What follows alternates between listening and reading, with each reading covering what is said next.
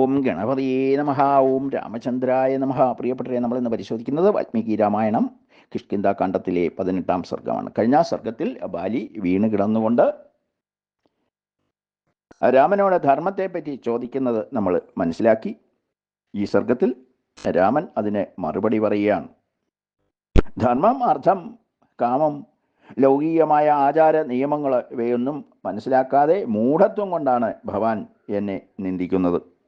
ബുദ്ധിസമ്പന്നരും ജ്ഞാനവൃദ്ധരുമായ ആചാര്യന്മാരോട് ചോദിച്ച് ഗ്രഹിക്കാതെ വാനര ചാബല്യം കൊണ്ടാണ് ഭവാൻ വീണ്ടും എന്നെ നിന്ദിക്കുന്നത്. മലകളും കാടുകളും നിറഞ്ഞ ഈ ഭൂമി ഇച്ഛാകു രാജാക്കന്മാരുടേതാണ്. മൃഗ, പക്ഷി, മനുഷ്യ വർഗങ്ങളിലെല്ലാം നിഗ്രഹാനുഗ്രഹങ്ങളിൽ അവരെ അധികാരികളാണ്.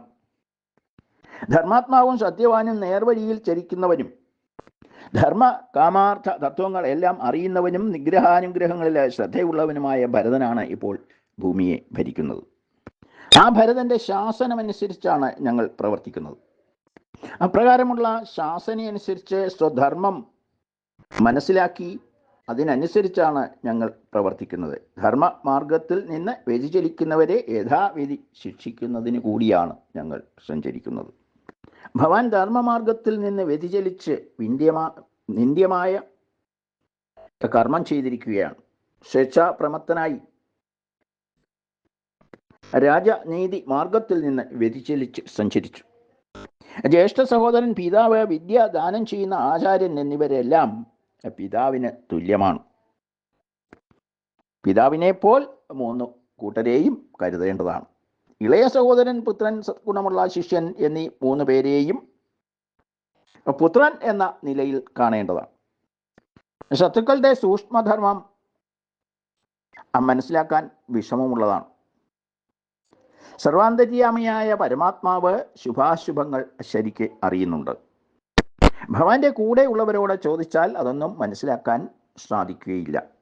കാരണം അവർക്കതേപ്പറ്റിയൊന്നും ധാരണയില്ല. നീ സഹോദരപത്നിയെ പ്രാപിച്ച് സനാതന ധർമ്മം ലംഘിച്ചു. സുഗ്രീവൻ ജീവിച്ചിരിക്കുമ്പോൾ അദ്ദേഹത്തിൻ്റെ ഭാര്യയെ കാമപൂർത്തിക്കായി കൈക്കൊണ്ടു.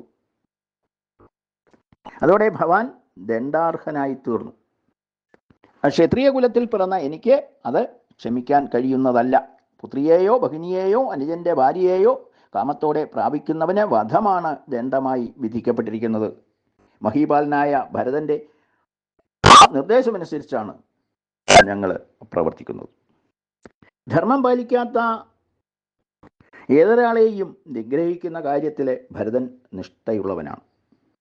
അവനവൻ്റെ പരിധിക്ക് അപ്പുറമുള്ള കാര്യങ്ങളിൽ പ്രവർത്തിക്കുന്നവരെ നിഗ്രഹിക്കുവാൻ ഭരതന്റെ നിർദ്ദേശമനുസരിച്ച് പുറപ്പെട്ടവരാണ് ഞങ്ങൾ.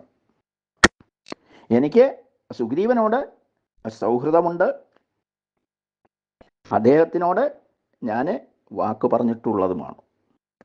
അത് ഇനി ലംഘിക്കുവാൻ കഴിയുന്നതല്ല. ഭവാന് ദണ്ഡനം നൽകുന്നത് എൻ്റെ ധർമ്മമാണ് എന്ന് മനസ്സിലാക്കണം. ഭവാനെ വധിക്കുന്നത് ധർമ്മ നിർവഹണത്തിൻ്റെ ഭാഗം മാത്രമാണ്. പാപം ചെയ്തതിൻ്റെ ഫലമായി രാജാവിൽ നിന്ന് ദണ്ഡം അനുഭവിച്ചവരെ പാപത്തിൽ നിന്ന് മുക്തരായിത്തീരുന്നു. പാപം ചെയ്തവനെ വിട്ടയച്ചാൽ അതിൻ്റെ പാപം രാജാവ് ഏറ്റെടുക്കേണ്ടതായി വരും. സന്യാസി പാപം ചെയ്തപ്പോഴും ശിക്ഷിച്ച പാരമ്പര്യമാണ് എൻ്റെ വംശത്തിന് ഉള്ളത്. വസുധാധിപന്മാർ പാപം ചെയ്താൽ ഏവരും അതിൽ പെട്ടുപോകും. മറ്റുള്ളവർക്ക് അത് പ്രേരണ ഉണ്ടാക്കും. അതിനാൽ അത് അനുവദിക്കാനാകില്ല. അതിൻ്റെ പേരിൽ സന്താപം ആവശ്യവുമില്ല. ധർമാനുസൃതമായിട്ടാണ് ഞങ്ങൾ പ്രവർത്തിച്ചത്. അങ്ങയെ വധിക്കുന്നതിന് മറ്റൊരു കാരണവും കൂടിയുണ്ട്. പലതരം കെണികൾ വെച്ചും പാശം പ്രയോഗിച്ചും മറഞ്ഞു നിന്നും മനുഷ്യർ പലതരം മൃഗങ്ങളെ പിടിക്കുന്നുണ്ട്. പേടിച്ച് ഓടുന്നവയെയോ പേടിക്കാനില്ല എന്ന് ധരിച്ച് സമീപത്ത് വരുന്നവയെയോ മനുഷ്യർ വധിക്കാറുണ്ട്. അതിൽ പാപമില്ല. രാജർഷികളും നായാട്ടിൽ ഏർപ്പെടാറുണ്ട്. അതുകൊണ്ട് ശാഖാമൃഗമായ ഭഗവാനെ ഇങ്ങോട്ട് ശല്യത്തിന് വന്നില്ലെങ്കിലും വധിക്കാം എന്ന് ഭഗവാൻ മനസ്സിലാക്കണം. ധർമ്മത്തെയും ശുഭജീവിതത്തെയും നൽകുന്നവരാണ് രാജാക്കന്മാർ. അക്കാര്യത്തിൽ സംശയമില്ല. അക്കാര്യത്തിൽ അവരെ നിന്ദിക്കുവാൻ കഴിയുന്നതല്ല. മഹീതലത്തിൽ ധർമ്മം പുലർത്താൻ വേണ്ടി നരരൂപമെടുക്കുന്ന ആ ദേവന്മാരാണ് രാജാക്കന്മാർ. അപ്പോൾ ബാലി മറുപടി പറഞ്ഞു, ഭഗവാൻ പറഞ്ഞത് വളരെ ശരിയാണ്. ഞാൻ മുമ്പ് പറഞ്ഞത് അല്പം പിശകാണ്. അതിൽ എന്നോട് ശത്രുത കാണരുത്. ഭഗവാൻ ധർമ്മശാസ്ത്രത്തിലെ വേണ്ടത്ര അറിവുള്ളവനും പ്രജാഹിതത്തിലെ തത്പരനും കാര്യകാരണങ്ങളെക്കുറിച്ച് ശരിയായി ബോധമുള്ളവനും ബുദ്ധിയുള്ളവനുമാണ്. ഞാൻ ധർമ്മത്തിൽ നിന്ന് വ്യതിചലിച്ചവനും ധർമ്മമാർഗത്തെ ഉല്ലംഘിച്ചവനും ആണ്. ആകയാൽ ധർമ്മയുക്തമായ ഉപദേശം കൊണ്ട് എന്നെ പരിപാലിച്ചാലും എനിക്ക് എന്നെ പറ്റിയോ താരയെ പറ്റിയോ ബന്ധുക്കളെ പറ്റിയോ അല്പം പോലും ദുഃഖമില്ല. എന്നാൽ എൻ്റെ പുത്രനായ അംഗദന് വേണ്ടത്ര ബുദ്ധി ഉദിച്ചിട്ടില്ല. കുട്ടിയാണ്. രാജകീയ ചിഹ്നങ്ങളുള്ള അവനെ തൻ്റെ ഇടം ഉറച്ചിട്ടില്ല. എനിക്ക് പ്രിയപ്പെട്ട ഏകപുത്രനാണ്, ബലശാലിയാണ്. അവനെ ഭഗവാൻ രക്ഷിക്കണം. സുഗ്രീവനിലും അംഗദനിലും മനസ്സ് വെച്ചാലും ഭഗവാനാണ്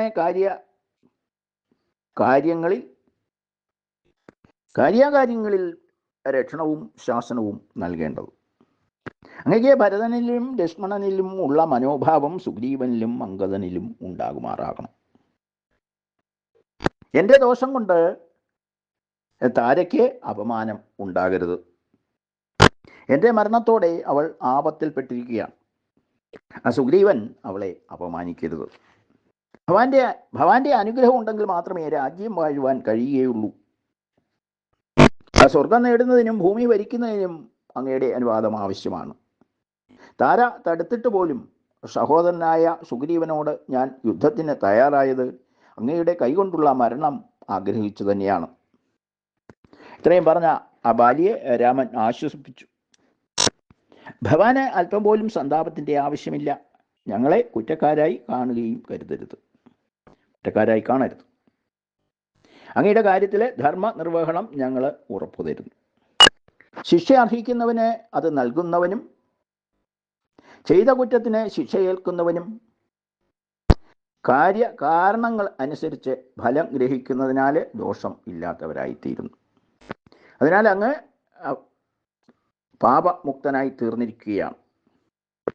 അയാൾ ശോകവും മോഹവും കളയുക, മനസ്സിലുള്ള ഭയവും വിടുക. പരിശ്രേഷ്ഠ വിധിഹിതം ആർക്കും ലംഘിക്കാൻ കഴിയുകയില്ല. അല്ലയോ ബാലി, ഭഗവാന് അംഗദൻ എപ്രകാരമാണോ അപ്രകാരം തന്നെയായിരിക്കും സുഗ്രീവനും എനിക്കും. അക്കാര്യത്തിൽ യാതൊരു സംശയവും വേണ്ട.